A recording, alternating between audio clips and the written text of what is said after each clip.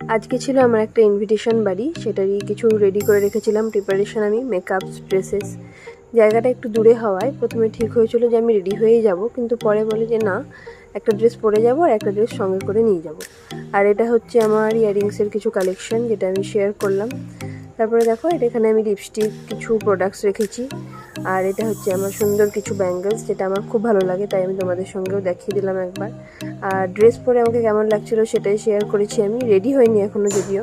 তারপর কি বেরিয়ে গেলাম।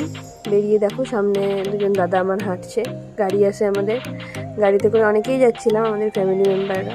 যেতে যেতে এই আমাদের একটু ভিডিও করেছি, আর রাস্তার কিছু সুন্দর দৃশ্যও তোলার চেষ্টা করেছি, যদিও পুরোটা ভালোভাবে উঠাতে পারিনি, কারণ স্পিডে চলছিল তো গাড়িটা।